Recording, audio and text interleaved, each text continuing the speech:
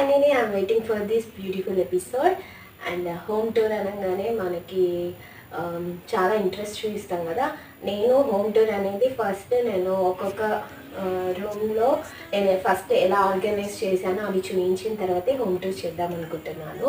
And నేను తీసుకున్న కొన్ని డెకర్ ఐటమ్స్ని నేను ఇక్కడ ఎలా ఆర్గనైజ్ చేయబోతున్నాను అనేది మీరు ఈ వీడియోలో చూడబోతున్నారు.